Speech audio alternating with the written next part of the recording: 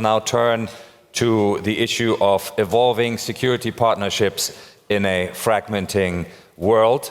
And amid the proliferating security challenges, there's also a move for new security partnerships. New security partnerships are emerging. Some countries and organizations are seeking to further strategically diversify their partnerships. Others rally around shared interest. And of course, we also talked about, over the course of yesterday, the basis of shared values that many organizations deploy. And so to manage security partnerships in what will look to most like an increasingly fragmented international order, that's our theme, and we have three extremely distinguished speakers to guide us. Gilberto Teodoro, the Secretary of National Defense of the Philippines. Minister, welcome back. It's good to have you here. We have Admiral Giuseppe Cavo Dragone, the chair of NATO's military committee, and in that function, the alliance's principal military spokesperson and advisor. And we have, of course, from the host nation, the coordinating Minister for Public Services and Minister for Defense of Singapore, Chan Chun Singh. And we will proceed to have the three statements from our speakers, and then we will have time for Q&A. And with that, Secretary Teodoro, may I invite you to take to the podium and offer your remarks. Thank you very much.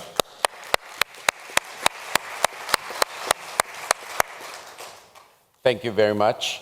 It's my distinct honor to join Minister Chan and our wonderful host for this conference, Admiral Cavo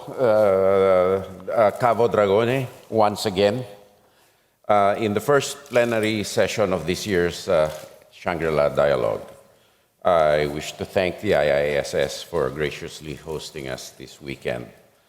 And I would like to congratulate the organizers in advance for yet another successful dialogue. Normally, I start with takeaways, but I will leave that to Minister Chan to recap the takeaways that we had. So I will proceed. Ladies and gentlemen, good morning. It's evident to all that we are in a period of transition. The institutions, rules, and norms which underwrote relative peace and prosperity for decades have come under strain. And long-standing structures of cooperation are evolving amid diverging priorities, shifting interests, and resource constraints. Against this backdrop, it is no longer a question of whether the international order will change. Change is already underway. And for us in the Philippines and the wider Indo-Pacific, this international order is constantly being challenged at sea. And I must make a prefatory statement that this year marks the 10th anniversary of the arbitral award on the South China Sea.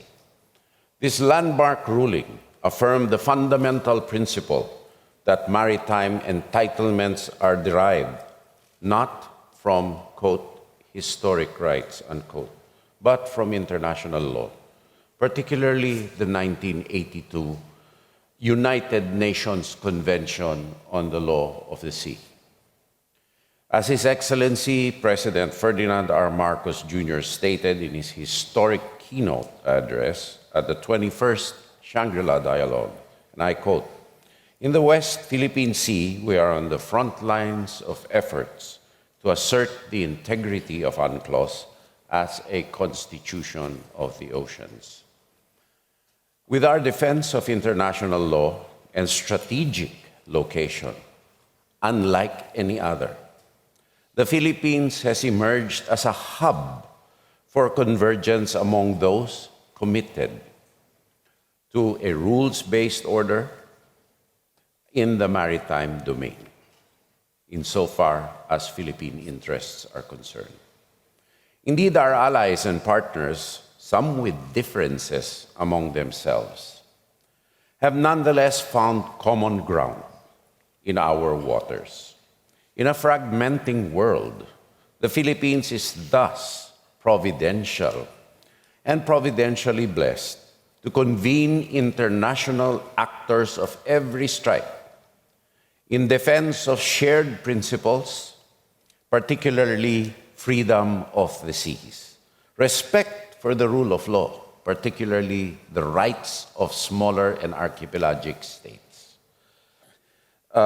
sovereignty and territorial integrity of all states, which must be based on international law and UNCLOS for maritime and archipelagic states. This is a role we are very fortunate to play, and one that we do not intend to take lightly. In that spirit today, I would like to introduce a vision of the Philippines. It is entitled The Archipelagic Sentinel, Guardian of the Freedom of the Seas, or a guardian of the freedom of the seas.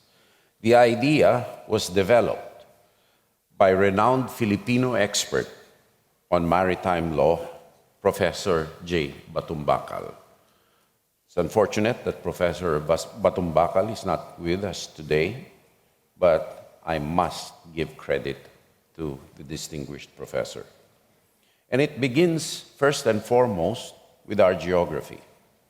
Our archipelagic waters are at the heart of busy and vital maritime trade routes that link the Indian and Pacific Oceans, making them indispensable to Southeast Asia and the Indo-Pacific. Hence, the Philippines is well placed to safeguard maritime liberty and the legal and physical infrastructure that enables the world to sail, to trade, and to prosper. Guided by this vision, we commit ourselves to 4 important principles. First, our sovereignty and territorial integrity. We will maintain the absolute integrity of our lands, waters, and resources, as recognized in international law through modern defense capabilities. Second, the international rule of law. We will continue to adhere to international law, including the UN Charter, the 1982 UNCLOS, and the 2018 Arbitral Award, which binds the Philippines to UNCLOS, as well as the peaceful settlement of disputes through existing UN systems. Dispute settlement systems which are fair, transparent, and aimed not to gloss over major contradictions or problems, but to solve the root causes of our disputes. Through UNCLOS, the international community has recognized the extent of sovereignty, rights, and entitlements that we seek to protect. And on the basis of Pacta Sunt Servanda, we in turn will exercise these rights and entitlements in full accord with the norms and expectations of the international community. We do this openly and transparently, with nothing to hide. Third, ASEAN centrality.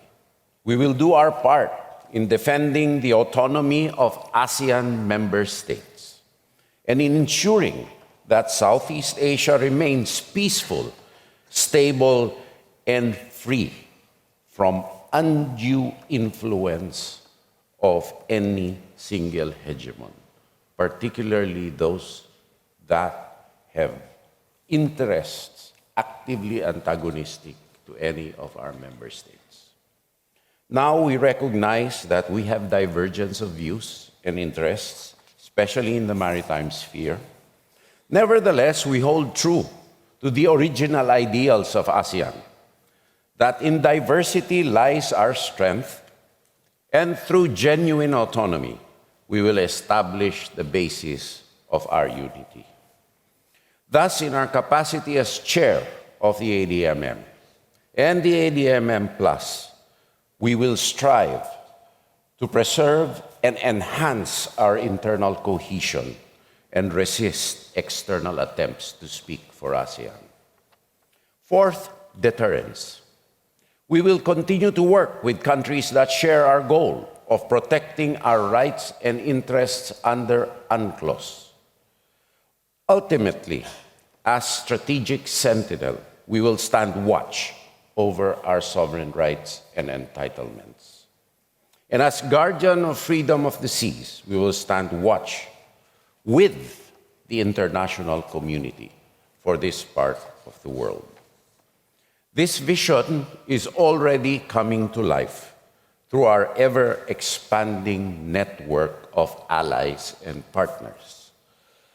We have conducted maritime cooperative activities with partners such as the United States, Japan, Australia, New Zealand, Canada, France, and India. And we are open to participation of other countries that share our commitment to a free and open Indo-Pacific. May I make note that none of the ASEAN countries has ever claimed that these maritime cooperative activities are destabilizing to regional peace and security. In a similar vein, we have robust ties with our neighbor and fellow archipelagic country, Indonesia, and we welcome its enhanced defense partnerships with our treaty partners, Australia, Japan, and the United States. These developments reflect a shared recognition across the Indo-Pacific that we need more convergence.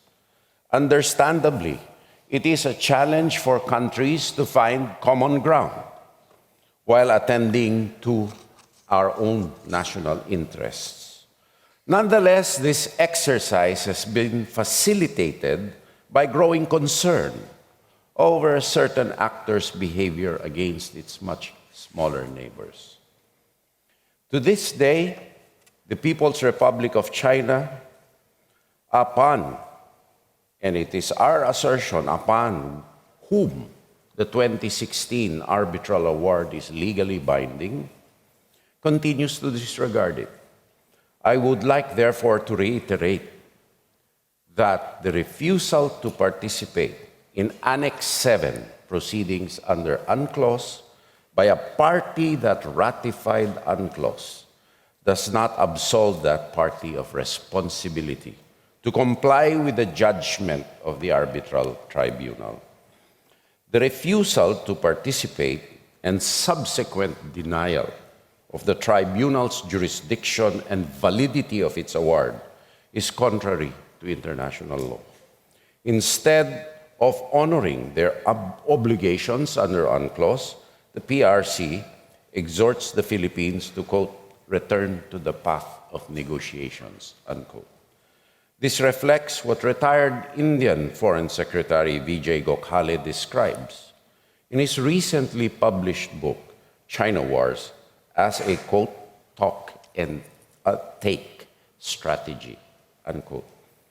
In the context of the South China Sea, the author wrote, and I quote, the diplomacy gives the impression of restraint and a commitment to a peaceful negotiation, even as the ground realities are fundamentally altered, unquote.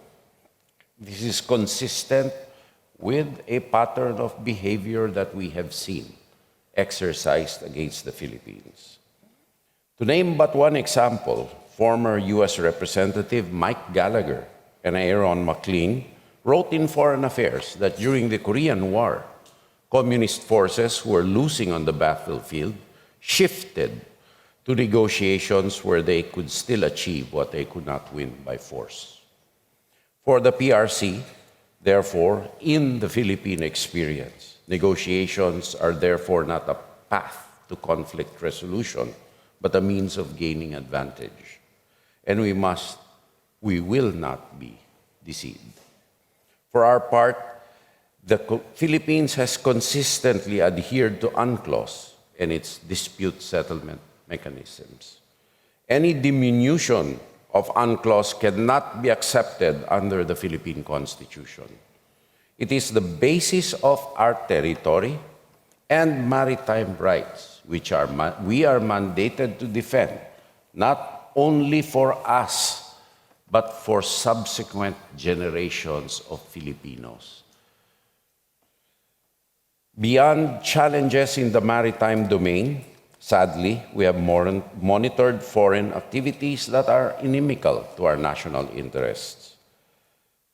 Recent espionage convictions in Britain and an elected United States official pleading guilty, acting as an illegal agent, are not isolated incidents. They are indicative of a pattern of interference that demands our consistent vigilance. Our recent raid of a Chinese national-owned Philippine Sanja Steel Corporation is just as revealing. Factory produced and sold substandard steel at artificially low prices, distorting market competition and eroding our industrial resilience. It likewise discharged contaminated materials and wastewater into a nearby river, posing serious risks to the environment and the health of surrounding communities. It's also being investigated for former linkages to online gambling and criminal networks. This case illustrates the need for like-minded countries to build mutually beneficial and reliable supply chains. In the information domain, unfortunately, we are witnessing the improper use of history, including the unfair vilification of Japan, to obscure one's own misbehavior at present. Japan certainly is a model citizen of the world. I think there is unanimity among almost all of us here.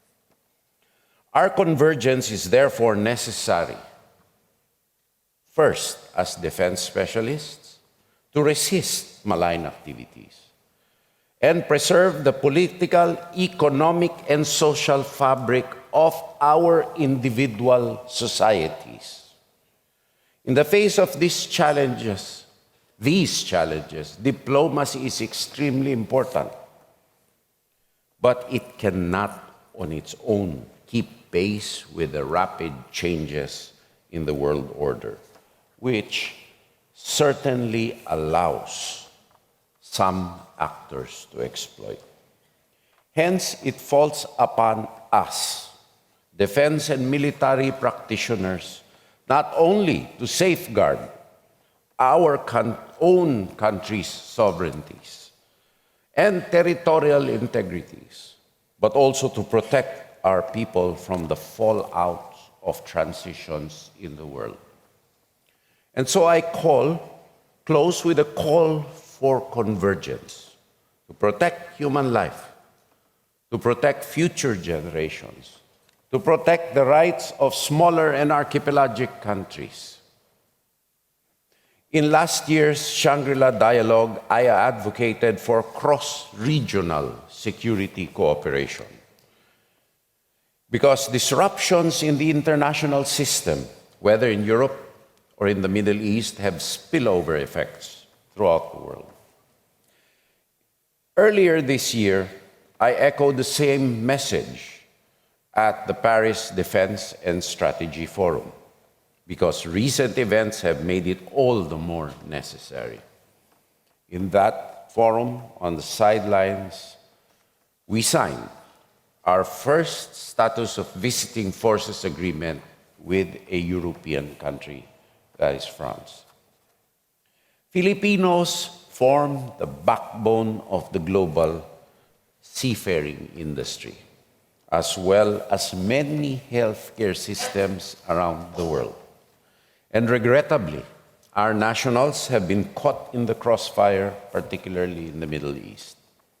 It must therefore be said that the international order should have a special concern and obligation to protect migrant workers from the Philippines, among others, and other Asian countries, smaller countries, not only because their rights and dignity must be upheld as a fundamental obligation of humankind, but also because their very services and sacrifice underpin the global economy and quality of life of the countries they serve and on the sea lanes they ply. Ultimately, in a fragmenting world, convergence is not merely an option. It is an imperative, and the Philippines is actively embracing and acting on this imperative. Thank you, and a pleasant good morning to each and every one of you.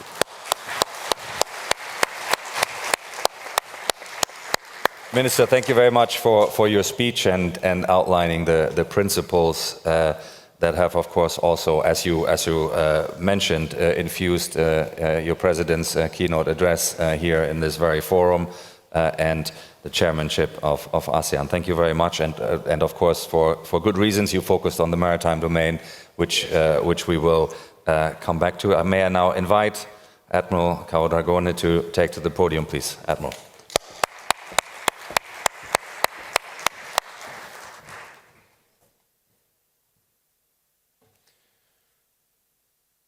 Minister, distinguished colleagues, ladies and gentlemen, it is a privilege for me to address this dialogue on behalf of NATO Military Committee.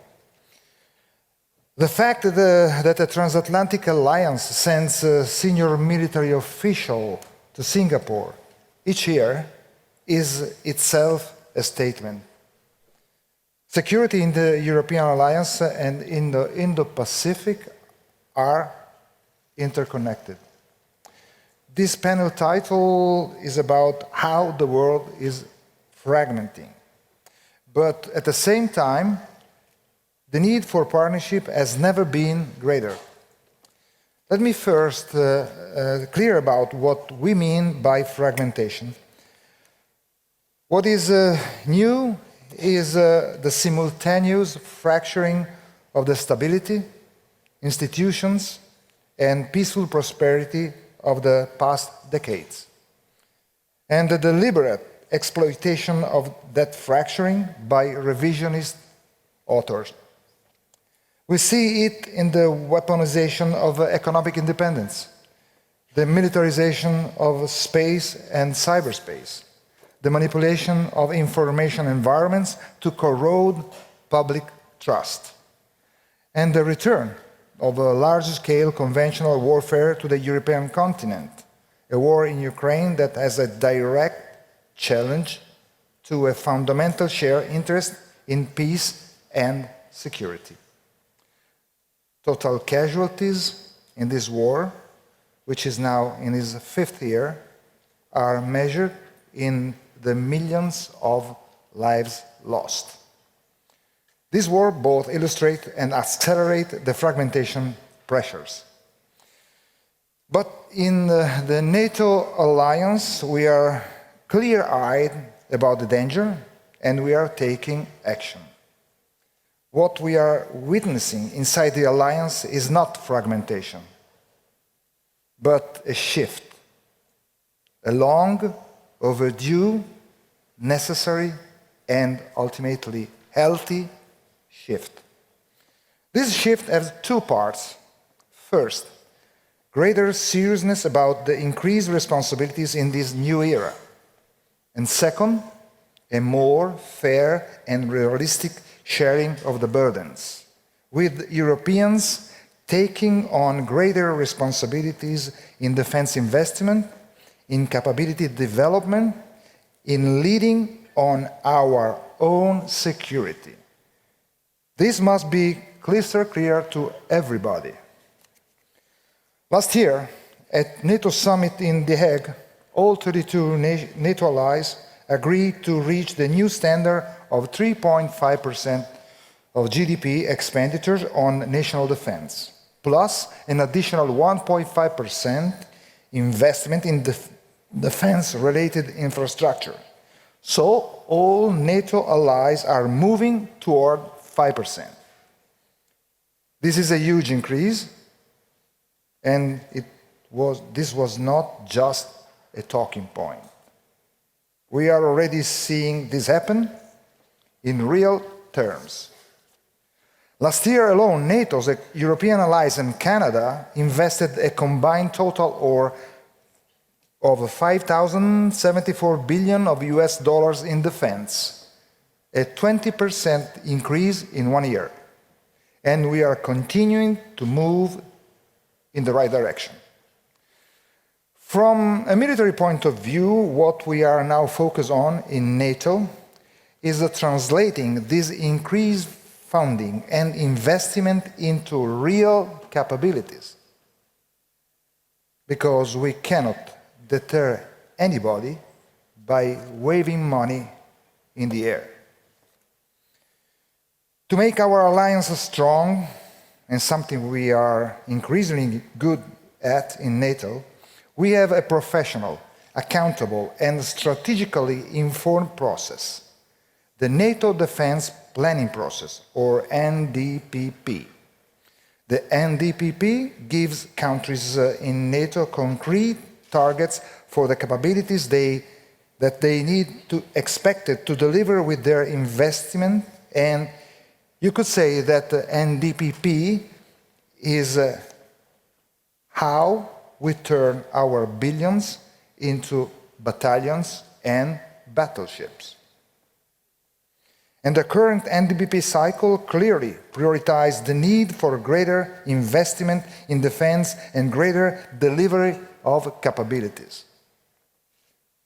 In some areas, NATO countries in Europe and Canada will need to deliver an additional 30% of more in real capabilities.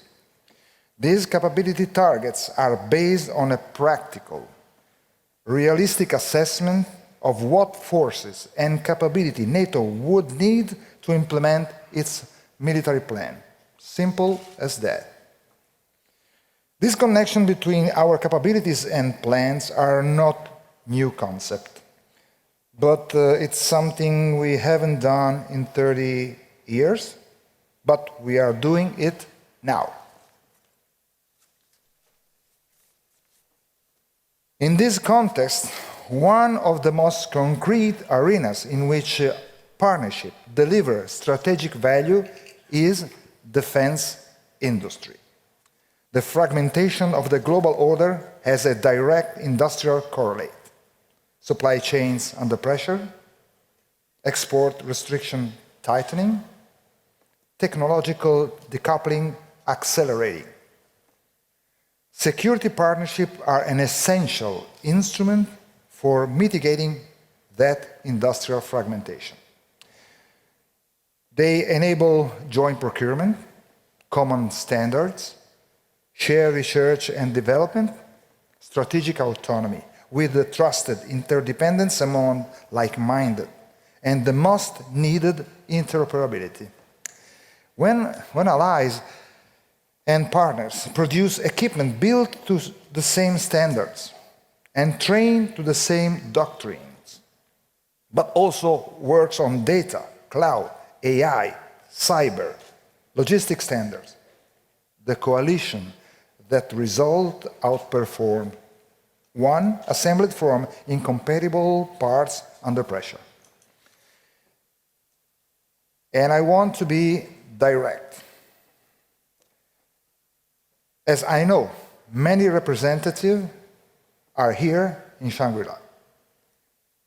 The current pace of adaptation of the defense industry continues to be insufficient. It is outrun by the speed at which threats are evolving. We need to step up from procurement cycle designed for a more predictable era, and production rates calibrated for peacetime demand, to an industry that moves faster, takes more risks, keeps price fair, and treats defense innovation as a strategic priority. The threats of today are already demanding more than we have. The threats of tomorrow will demand even more. The time to accelerate is now. From my point of view, at military level, I can tell you that within the alliance and across our network of 35 partners and international organizations, the cohesion is solid, genuinely solid. Just days ago, May 19, we met with all the 32 NATO chiefs of defense. The quality of the strategic coordination, the frankness of the exchanges, and the unity of purpose in that room were crystal clear. An alliance doing the hard work of adaptation, under pressure, and succeeding at it. Beyond that band of brothers and sisters, though, as chairman of the military committee, I invest considerable time engaging also with partners. To me, this is a strategic investment because these partners share our interest in peace and security. They share the same assessment of the dangers, and they bring real capabilities and expertise to work together. Last year, we convened a military committee meeting with over 20 partner nations, including our partners in the Indo-Pacific. We intend to continue to build on it further and develop those partnerships to their full potential. NATO is a defensive regional alliance, enhancing cooperation in a region with interconnected security interests is responsible defense of peace and stability. And it is right of countries to work together for a more stable and secure world. I also want to point out that partnership increasingly means flexible yet stronger relationship with different elements of civil society, academia, industry, the technology sector, NGOs, media, local government. In an era when the distinction between military and civilian domains has been systematically eroded by our adversaries, a whole-of-society approach to security and defense is a strategic requirement. Some nations have understood this for a long time, integrating military readiness with the civil preparedness, public communication, and community resilience, treating every citizen as a participant in national security, not merely a beneficiary of it. And talking about partnership, let me add a final point about resilience. I believe it is time to go beyond this concept, especially in the framework of partnership. Being resilient means to be able to absorb shock. And this is not enough anymore. Our ambition should be anti-fragility. Partnership, defense, and societies so strengthened by lessons that will not even feel those shocks.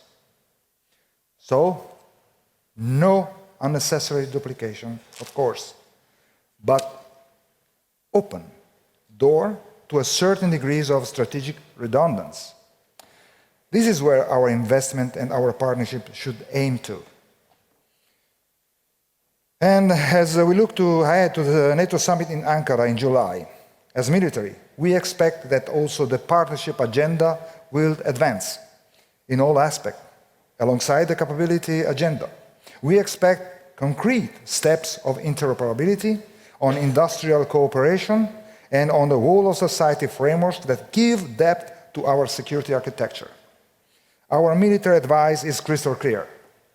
the nations gathered in Ankara have an opportunity to set the terms for a more secure, peaceful world, underpinned by our shared commitment to deterrence and defense and our shared interest in stability and prosperity. And I close, ladies and gentlemen, the world is fragmenting, whatever it calls, but fragmentation is not destiny. The measure of our generation will be whether we allow that fragmentation to accelerate or whether we did the harder work of building deeper and broader partnership. NATO answer is clear.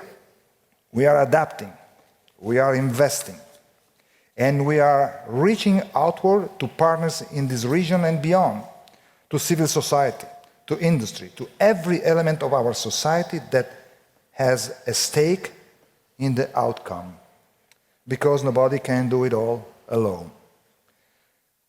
The security of the Euro-Atlantic and the Indo-Pacific is interconnected and indivisible, as I already said.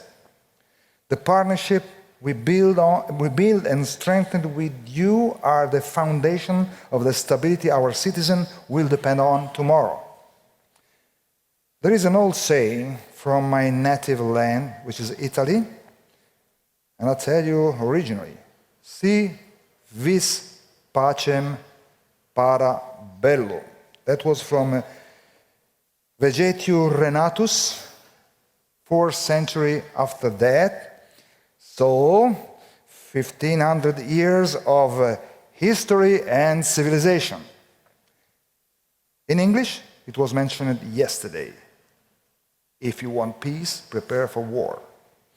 A lesson identified that we keep on repeating. Maybe it is time we finally learn it together so we can move forward. Thank you.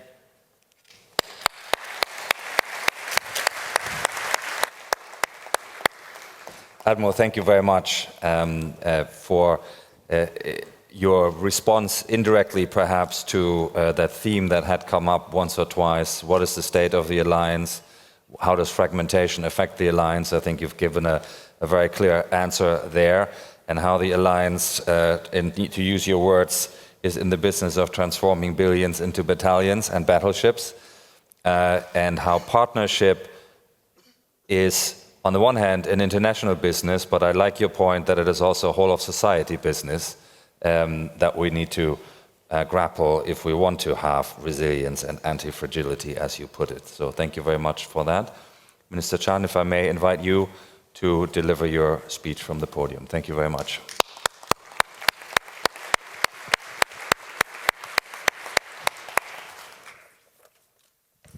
Distinguished guests, ladies and gentlemen, a very good morning to all of you. First, let me thank you all for participating in the 23rd edition of the Shangri-La Dialogue. For over 2 decades, the SLD has provided a valuable opportunity for leaders to speak frankly, listen carefully, and find practical ways to work together to overcome our challenges. It is also an opportunity for us to create new possibilities. And this matters even more today as we meet at a time of heightened instability. Having heard your views over the last few days, I would like to share Singapore's perspective on how the nature of conflict is evolving, how we need to adapt, and what must remain constant. Conflict has evolved in terms of the 3 beyonds: beyond geography, beyond military firepower, and beyond the here and now. First, beyond geography. Conflict is no longer geographically isolated. Today, we are hyper-connected across borders and across military, economic, information, and cyber domains. Conflicts in Eastern Europe and the Middle East, for example, have disrupted global supply and production chains far beyond those regions. Second, beyond military power. While conventional military conflicts were previously largely defined by military capabilities, today's conflicts reflect the interplay of multiple dimensions of power, from weaponizing economic leverage to contesting narratives to waging lawfare to shape global rules and norms. Third, beyond the here and now. Conflicts are no longer just about yesterday's quarrels or today's dispute. They are also about setting frameworks for tomorrow's contests. This may involve access to our vital lifelines like our information systems, energy grids, and water systems. At the same time, countries are grappling with how to harness new technologies while implementing effective guardrails. And we have to deal with what we call the regulation paradox. Regulate too early, and we risk stifling innovation. Regulate too late, and norms have become entrenched and too difficult to reverse. So where does that leave us? As conflict evolves, our responses must also adapt. Let me suggest 3 responses in our principles, partnerships, and politics. First, principles, institutions, and norms. We must both maintain and update the rules and norms that are critical to our security and progress. We must not think that we can do without principles, institutions, and norms. Second, partnerships. We need more and new networks of flexible, overlapping, issues-based partnerships to address the new challenges. We must not think that going alone can better address our insecurities. Third, domestic politics. Domestic confidence and cohesion are prerequisites for policy continuity, societal coherence, capability development, and in turn, international cooperation. We cannot manage international issues without managing domestic issues well, nor can we manage domestic issues well by ignoring international ones. Let me start with principles, institutions, and norms. Our current system, is not perfect and needs to be refreshed and aligned with today's realities.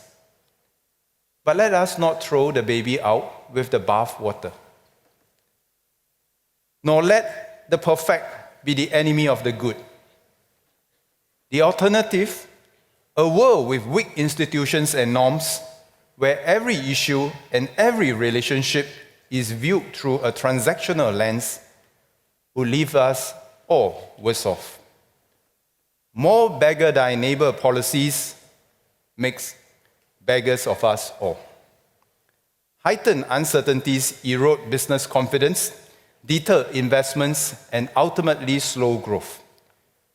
All this then shrink the space for domestic politics and international collaboration, stifling growth further. This will soon become a negative spiral. For our nations and economies to thrive, we need stability, predictability, undergirded by rules and norms. Foregoing all these for short-term political gain would undermine our long-term collective security. The rules and norms are especially critical when they are grounded in international law. The UN Convention of the Law of the Sea, or UNCLOS, is one example. It provides clear and firm rules for our maritime activities, including the right of transit passage through critical straits used for international navigation. Keeping our sea lanes open is not just a matter of law, but of enlightened self-interest of all nations. Our survival, trade, and prosperity depend on it. Recent developments in the Straits of Hormuz remind us why such maritime rights matter. Should the right of transit passage be eroded, all countries that depend on maritime connectivity would be worse off. For the sake of global commerce, we must avoid a race to the bottom where states try to price each other out of access to such critical straits. And today, these waterways carry not just trade, but our critical pipelines for energy and data as well. It is in our own enlightened self and collective interest to keep them accessible, open, and secure. This is why Singapore works with Indonesia, Malaysia, and Thailand on the Malacca Straits Patrol. We recognize that freedom of navigation along the straits for trade, for data, and for energy cannot be secured by any single country alone. It requires practical cooperation from all stakeholders. This brings me to the second suggestion, the need for more and new overlapping networks of flexible and issue-based arrangements to complement multilateral cooperation. If international cooperation is a lattice, multilateral institutions are its pillars. They provide legitimacy and inclusiveness. But as new domains evolve rapidly, we cannot be held hostage by the lowest common denominator. We should instead develop flexible partnerships with like-minded countries, forming coalitions of the able and willing. These serve as the connecting beams of our cooperative lattice to bridge gaps, test ideas, pathfind in new and uncharted territories. And as our second speaker mentioned, some of these new networks must include not just countries, but also other stakeholders. With these networks, we can work towards building trust in domains such as cyber and AI. AI offers tremendous opportunities to strengthen national security, but no government wants an uncontrollable AI-enabled weapon system. This is why Singapore has worked with partners like the Netherlands and the Republic of Korea to convene global discussions on military AI governance. In the cyber domain, Singapore launched the ADMM Cyber Security and Information Center of Excellence in 2023. Singapore saw value in building a regional network that translates UN-level norms into practical regional cooperation. ACICE is leading an effort to implement the 11 UN norms on responsible state behavior in cyberspace for ASEAN member states. Beyond cyber and AI, Singapore sees an urgent need to establish guardrails to protect our critical underwater infrastructure. As Australian DPM Richard Miles noted yesterday, subsea cables and pipelines are critical infrastructure underpinning our global connectivity, and their vulnerability is a growing shared concern. These systems span jurisdictions and cannot be secured by any single state alone. This is why Singapore spearheaded the development of the guiding principles for underwater infrastructure defense exchanges, or GUIDE, with like-minded partners. And we launched this yesterday, and we welcome more partners to join us. While we work with Brunei and Thailand to co-sponsor the 2025 ADMM concept paper on critical underwater infrastructure, or CUI security, from a defense perspective, we saw a need to bring together like-minded partners from across different regions to tackle the global and transboundary challenge of CUI security. We are pleased that GUIDE was launched yesterday with 17 countries from Europe, Southeast Asia, Oceania regions, and the Middle East. GUIDE is a non-legally binding multilateral initiative that outlines shared principles for CUI security and highlights potential areas of cooperation for us to translate into real capability. The value of GUIDE is not only in the principles themselves, but in the network it builds. Through GUIDE, we hope to bring countries together around a shared vulnerability and develop common practices before they are tested in crisis. Let me turn to my final suggestion on politics. Trust abroad requires confidence at home. Emeritus Senior Minister Goh Chok Tong once described Singapore as a small speedboat in an open sea. This image still holds. We cannot control the sea, but we can certainly keep our boat seaworthy. A captain cannot steer the boat effectively if the crew is divided. If our society is anxious or distrustful, our leaders will have less room to negotiate abroad. Conversely, domestic confidence and cohesion create space for governments to engage meaningfully and constructively and strike compromises and collaboration necessary for peace. Domestic stability and external collaboration form a double helix that can and must reinforce each other. In these rough seas, steering the boat is not an easy task. It may be tempting to enact simple, populist solutions to earn domestic short-term support.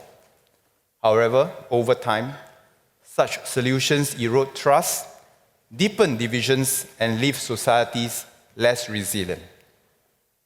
True leadership demands the courage to speak difficult truths, the discipline to take a long-term view, and the conviction to act in the broader interests of our people. There is no shortcut for solving problems at home. Blaming others will not fix what is broken at home.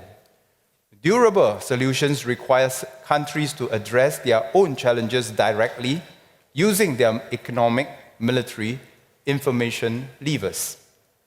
The stronger our trust at home, the more cohesive we are, the better place we are to work with others abroad. The stronger our capabilities, the more relevant we are, and the more credible and attractive a partner we can become. By pulling our own weight, we preserve agency to pursue our own interests and avoid the forced choice of having to pick sides that ultimately makes us irrelevant. Ladies and gentlemen, our challenges ahead are daunting. But I must say that every generation will have our own challenges cut out for us. But they also represent opportunities for us to strengthen cooperation between states. Our challenges will not define us. Our responses to our challenges will define us. We can either be paralyzed by the magnitude of our challenges and retreat into zero-sum competition, or we can choose a different path by refreshing the rules that matter, creating new norms for emerging domains, and sustaining practical cooperation. Amidst these changes, our goal remains the same: to build a better future for the next generation. Singapore will continue to do our part to contribute to global stability, and it is in this spirit of encouraging honest dialogue and practical cooperation that we host the SLD every year. Let us leave this gathering not just with a better understanding of our challenges, of each other's challenges, but with a renewed commitment to work together in addressing them. And before I end, I'd like to thank IIS, the staff of Shangri-La Hotel, our security forces and media friends for your hard work behind the scenes. Thank you. I wish you a safe journey home, and we look forward to hosting you once again next year. Thank you very much.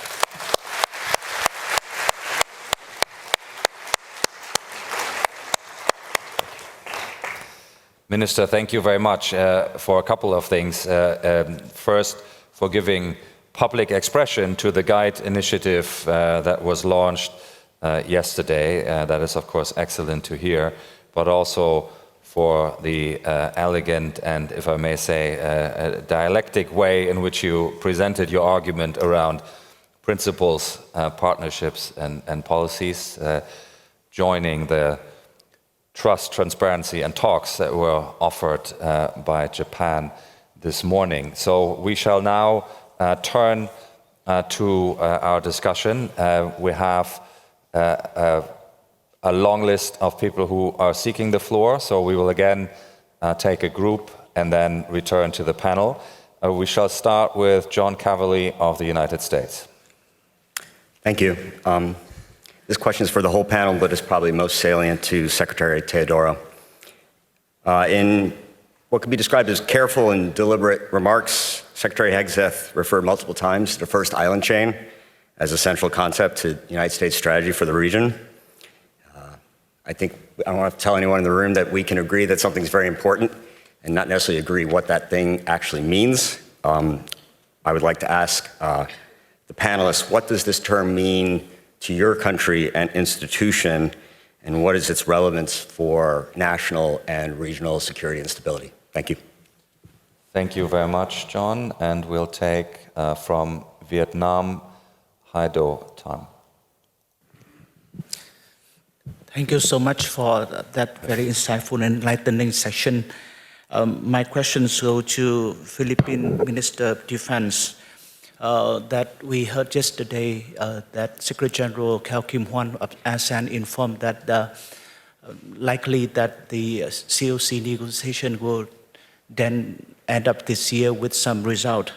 So from your perspective, what is the COC that you would expect?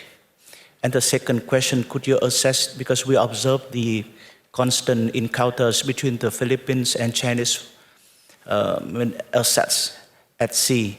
So could you assess the risks of escalatory confrontations or the conflict in the region? Thank you.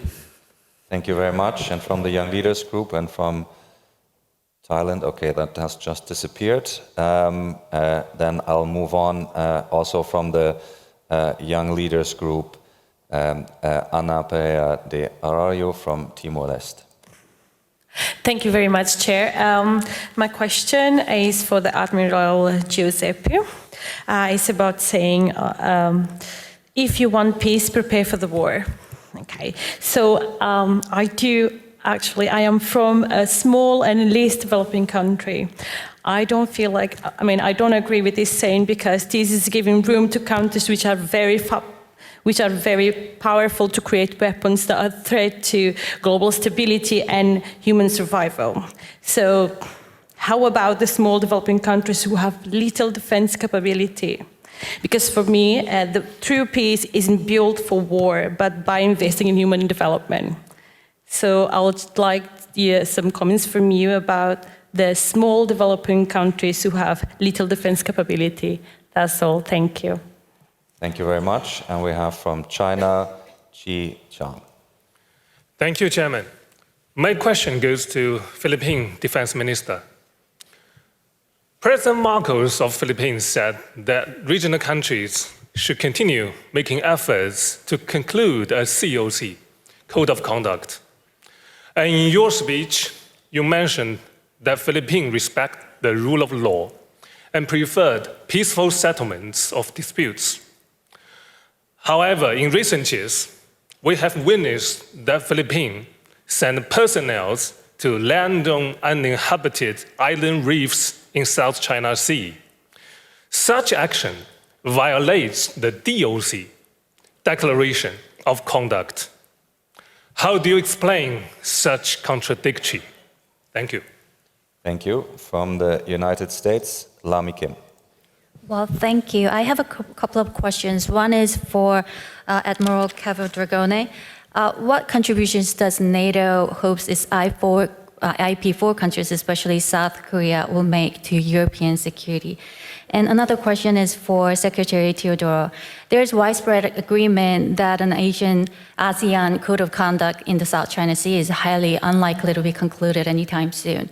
What are some specific achievable defense objectives for the Philippines this year as ASEAN's chair? Thank you. Thank you very much. And from Laos, Anuluak Kitikon. Good morning. This is a question for Defense Secretary of Philippines and the Singapore Minister of Defense. I ask this in my personal capacity. ASEAN has been known as a peaceful region for a very long time, until recently, with conflict between two ASEAN member states. As Philippines is the ASEAN chair this year and Singapore is next year, if you have one wish and it can be granted, and what would be one thing, one critical thing that as ASEAN chairs you would strengthen ASEAN collective security and conflict management mechanism? Thank you. Thank you very much. And from the Young Leaders Group and from Myanmar, Kinkin Kiaki. Thank you for the floor.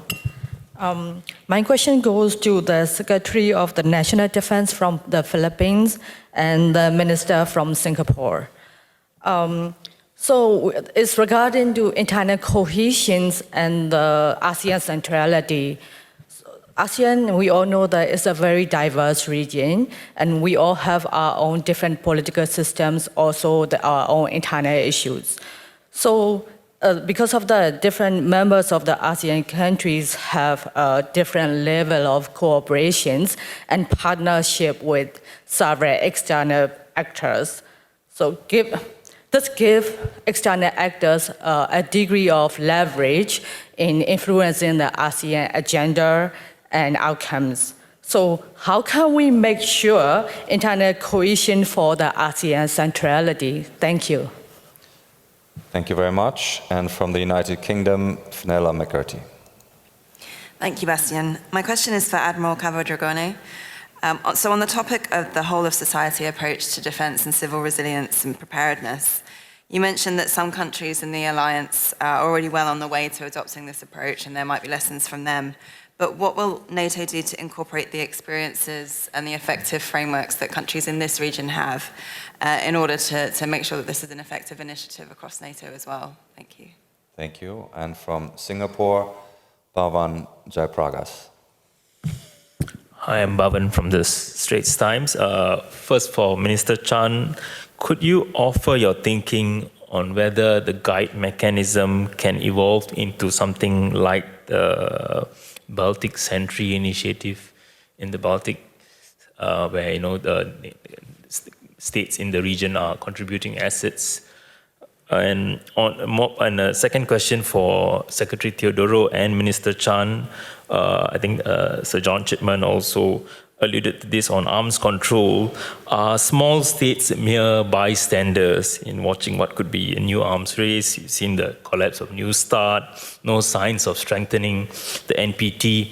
So what can small states do? Thank you. Thank you very much. And from Australia, Stephen Jicic. Thank you, Chair. My question's for Secretary Teodoro. Secretary, Australia and the Philippines said last year, as you know, that they'd develop an enhanced bilateral defence cooperation framework and, quote, progress arrangements for Australia's construction, use, upgrade and maintenance of defence infrastructure in the Philippines. So on this front, what work has already been progressed and what projects are being contemplated in the future? Thank you. Thank you very much. I'll take two more and then we shall return to the panel. From Japan, Hiroyuki Akita. Thank you, Chair. My question is about the geopolitical landscape of ASEAN and mainly to Minister Chan. So according to the public poll by Singapore think tank released in April, ASEAN people trust US more than China. But when poll asked if you have to choose US or China, then more than 50% of ASEAN people say they will choose China. And then especially in Singapore and Indonesia and Malaysia, this trend is quite clear. So my question is, what is going on? And how does South China Sea dispute vis-a-vis China plays in this trend? Thank you. Thank you very much. And the last one from France and Lebanon, Emil Hakayem. Thank you very much. Perhaps the most pressing and politically tricky need in terms of security partnership right now is in the very fragmented Middle East. A number of countries have come together to think about what kind of naval force would be needed to secure the Gulf once and if a deal is agreed between Iran and the US. Secretary Hexas yesterday said any deal would be a great deal. But there will be still tricky implications. What are your countries and your alliance requirements to join such a force in terms of mandate, command, regional context? What are you willing and able to contribute to such an effort, given your other important priorities? And finally, what are you telling your Gulf partners about your readiness to contribute to that effort? Thank you. Thank you very much, Emil. So I shall return to the panel now and give every speaker a few minutes to engage with some of these questions. As always, don't feel the need to go into detail on every single one. So we've got a few themes, though. Admiral, I would like to start with you, and then Minister Teodoro will come to you, and the host nation will have the final word there. But there were a few questions addressed to you, Admiral. There is that question on what does the first island chain mean to NATO. There's a question on your view on the security of small states who might not have the ability to invest a lot in their military preparedness. The Indo-Pacific partners question, and then your sense, if you could expand a bit on experiencing regional, including regional experience in your concept of whole-of-society resilience. A lot to get through. If you could take 3-4 minutes to grab them, yeah? Thank you. I'm ready. Okay, go for it. No, the thing is that every single time I got the second question, I forgot the first one, but I got something that it is helping me out here. You know. First island change, I mean, meeting for a regional security relevance. I mean, we are really striving a lot, and this is one of the reasons I'm here, just to understand that now security is no more regional, but it is global. And whatever is happening over here is having relevance in our area, and of course vice versa. I was just giving the example that today we do have from 10,000 to 12,000 North Korean soldiers fighting in Europe. That means something for us, of course. So the regional security relevance is something that I need should be seen on a larger scale because of this kind of osmosis we are going to have on a big picture. And NATO is really striving to have all the nations, which are 32, which is not easy to get everybody. I mean, of course, on the same route, but to forward this kind of message. I go with the small state security, prioritize human development over military preparedness, and also whole of society. They are connected from my point of view. Small state security, I mean, this is why partnership and alliance are made for. We do have a smaller state in our alliance, but whenever you got all the community together, whenever you have all the states that are sharing the same values, the same principle, the same fear, the same danger, I mean, it is going to be easier. And I'll tell you what, it is very, very reciprocal. You know better than I, Article 5. I mean, any attack on any inches of the alliance is going to have the reaction of the 32. Small countries can be beneficial, can have advantage of the other one, but they are part of the whole system. And in our organization, every single one of us, even the smaller, I don't want to mention that, but they have a role and they are supposed to do something which is totally interconnected with the whole effort of the alliance. And this is the big issue. Having everybody convinced that we don't have any more national boundary, we do have the alliance boundary, and that's the one we are concentrated. And the smaller countries are within that and can be sure that they will be part of the reaction in case we need it. Human development, that's another key issue. Honestly, within the alliance, we have nations that are more prepared, more oriented in this. I mean, let me give you an example of Sweden. They have what they call the total defense. I mean, every single one of them are ready to react in case of crisis or war. Other nations, if you go, and they have a very nice small yellow schedule to do whatever they have to do in any case, I mean, to survive, to react, and on and on and on. If we go with this little booklet in other countries of the alliance, they probably burn us alive, because there is not the widespread mentality that everyone needs to do his own business, because, I mean, defense is not anymore a business of military. I mean, no more. I mean, we need to have everybody on board.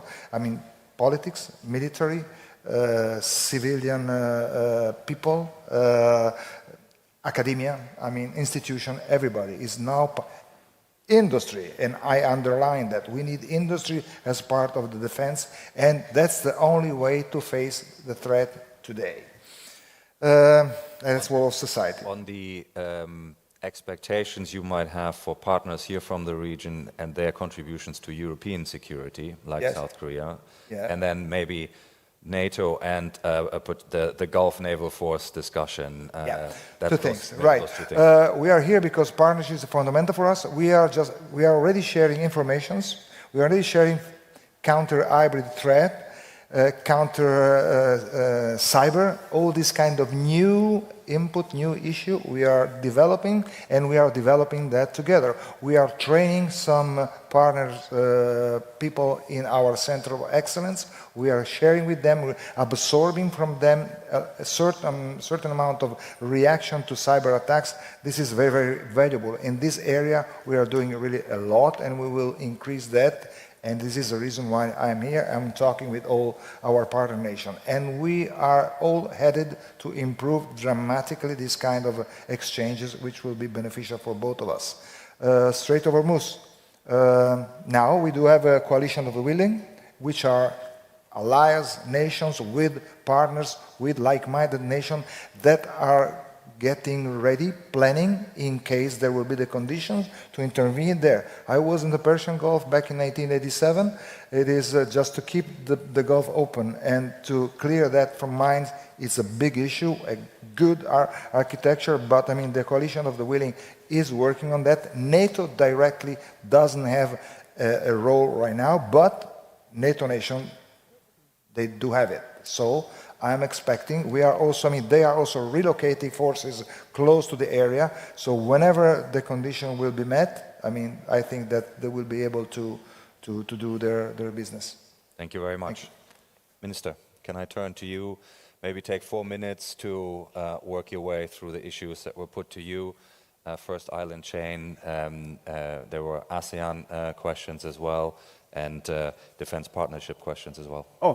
Thank you very much. What is popularly known as the first island chain for us are countries that have both a bespoke maritime boundary with China and the Pacific Ocean. Principally, of course, Japan and the Philippines.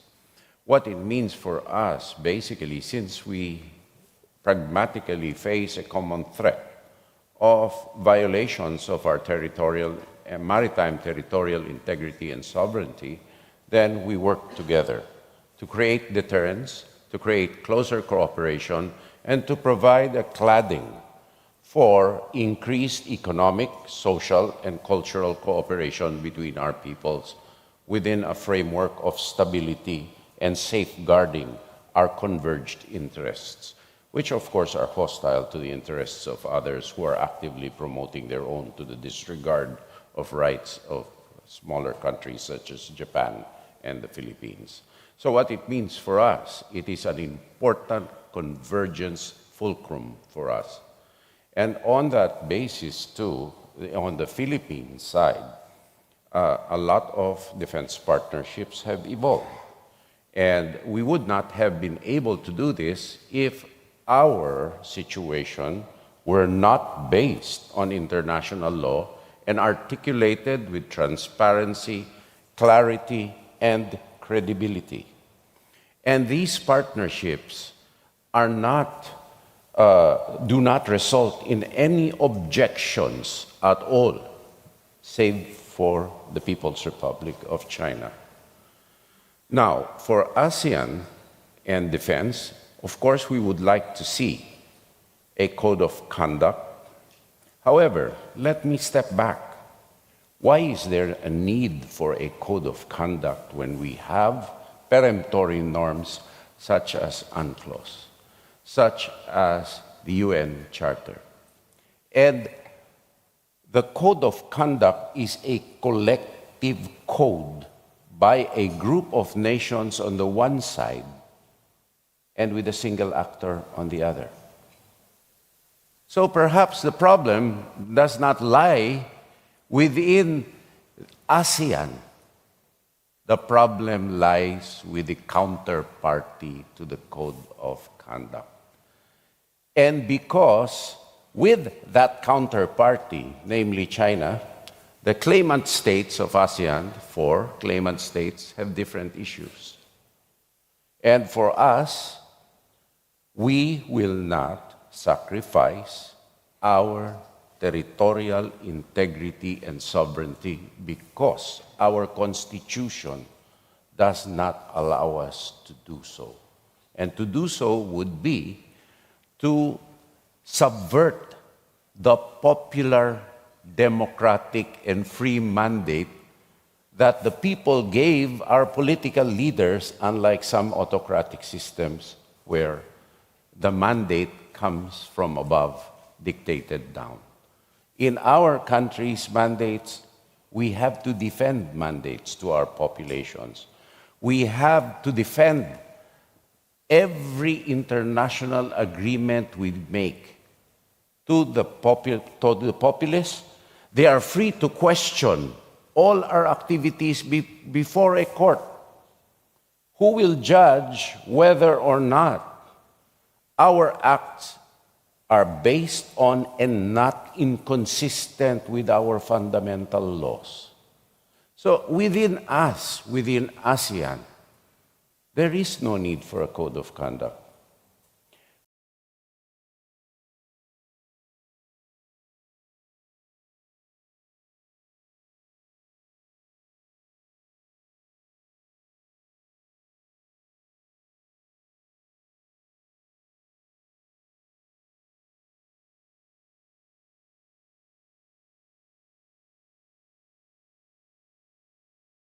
We have active bargain for a status quo, which is unfair and unacceptable to a lot of our claimant countries. South China Sea activities, sea encounters, once again, we are smaller countries. It would be foolhardy for us to initiate encounters, particularly in areas where we know, because we resort to legal means, we have no right to be in. Unfortunately, once again, the encounters are caused by an occupant without any right or any legitimate claim that they are willing to demonstrate impartially before an international tribunal, such as in the arbitral award. That is the cause. It is not the Philippines or Indonesia or Malaysia or Brunei or Vietnam, for that matter, which is the cause of encounters at sea. Minister, It is China. Let us perhaps leave it there, so I can give a few minutes to the host nation to offer your concluding thoughts and pick up on any of the particular issues that were raised and addressed to you. Minister, please. Thanks, Bastian. I think I have a couple of minutes, and I thought there were 4 sets of issues addressed to me, and perhaps, as you say, a set of concluding thoughts, which will be very short. First, on what we expect the guide to do, we have participation from the Baltic states, the Middle East, the Oceania. First, I think we need to establish a common understanding of the international laws and norms that should enable freedom of access, for the critical infrastructure, and we need to share information of how we can protect them. We need to develop real capabilities in real time of how there might be threats to such systems. And very importantly, as we have seen today, how and when we have apprehended someone who have damaged the critical infrastructure with bad intentions, what can we do? So these are the practical things. How do we establish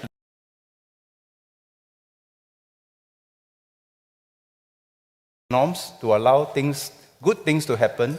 How do we detect when bad things happen? And finally, how do we take to task the people who do bad things? Second issue, what can Singapore do and contribute to the Gulf? We will always do what we can for two reasons.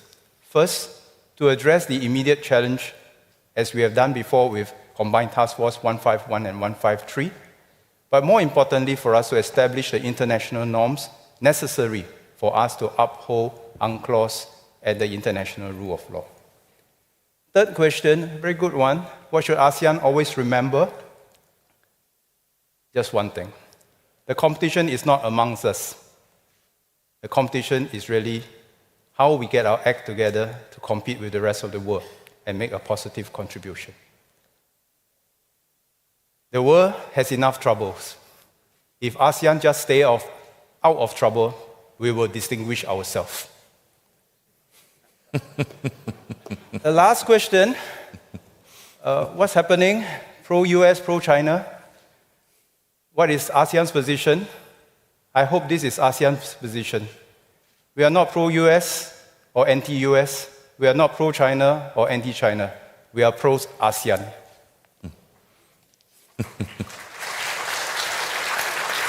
Final thoughts. As I was sitting here, I thought of a limerick that I thought I'd just share it for the whole Shangri-La dialogue, and maybe this will require the interpreters. Words without action, nothing is achieved. Action without communication, trust is destroyed. No action, no communication, everything is impossible. Action and communication, nothing is impossible. So those are my concluding thoughts. For those who are conversant in Mandarin, maybe it rhymes better in Mandarin, and the translator can say this. 空谈不做，万事成难；只做不谈，互信更难；不做不谈，难上加难；做做谈谈，万事不难。Those are my concluding thoughts. Thank you so much.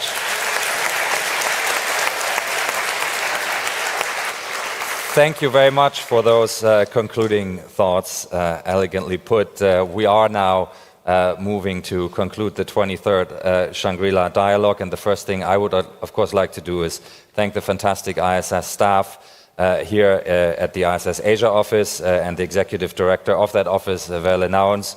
The team has done an outstanding job, of course, reinforced by colleagues from all of our offices who have helped to make sure that we can convene in a setting that includes wide international participation. And it's also my great pleasure to thank the staff of the Prime Minister's office, the President and his team for the splendid reception at the Istana, the Ministry of Defense and the Minister, of course, the Permanent Secretary and his senior officials, and of course the Ministry of Foreign Affairs and Police and the other security officials who were involved and have kept us safe. We had 566 delegates, including 3 heads of state and government, 39 ministers, and all of them supported by some 1,500 officials. 62 nationalities were represented and 46 government delegations participated. The ISS, as we ourselves, arranged for 80 bilateral meetings, but there were many more across the 27 bilateral meeting rooms that were used in addition to our own efforts. And we've been proud to have been leading the conversation across the front pages, broadcast news and online social media over the last few days. When we checked this morning, we had already reached over 38 million people via social media. And of course, the attendance of major international news outlets has once again shown the global relevance of this dialogue with media representatives from over 30 countries. As has been suggested, truly effective defense diplomacy isn't always obvious, but let me tell you, about some of the concrete things that have happened and some of the announcements. And of course, among those is the launch of the guiding principles for underwater infrastructure defense exchanges led by Singapore, but also the announcement of the first AUKUS Pillar 2 signature project focused on uncrewed underwater technologies. There was a memorandum of understanding on supply chain resilience among Singapore and Italy and many more. The point I'm trying to make here is, of course, that the ISS Shangri-La dialogue exists exactly for this purpose, to create opportunities for defense cooperation, to find practical solutions for the shared challenges across the region. We have, of course, already begun planning for the 24th Shangri-La dialogue, and I'm looking forward to reconvening here in 2027 on the 28th to the 30th of May, so in a way the same weekend. The idea of the Shangri-La dialogue was born 25 years ago. It is now a fixture in the regional security and defense diplomatic calendar of the Indo-Pacific, and indeed, the Shangri-La dialogue can be, in the best possible sense of the word, an action-forcing event for defense diplomacy. And again, in 2026, the many fruitful meetings between delegations and the agreements reached and announced over the course of this weekend are testament to that fact. And I'd like to offer a brief quote on the Shangri-La dialogue and the ISS, and it goes like this. The ISS has no agenda of its own in convening this dialogue, other than to create the best possible environment for engagement, both public and discreet, and to inject useful freshness into the strategic debate. This is not an international relations conference, it's a defense ministers' gathering, where questions of strategy are properly front and center. An important goal everyone here shares. It is to imagine and then create the conditions for strategic stability. End of quote. These are the words of Sir John Chipman, Director General and Chief Executive of the ISS from 1993 to 2023, and ISS Executive Chairman since 2023. Sir John is the quintessential defense diplomat and the intellectual founding father of the Shangri-La dialogue. While he has exciting things planned, Sir John is retiring from the ISS this weekend. And I'd like you all to join me in thanking Sir John for the mighty foundations he has built and the contributions to international security he has made. What a legacy, John. Thank you very much.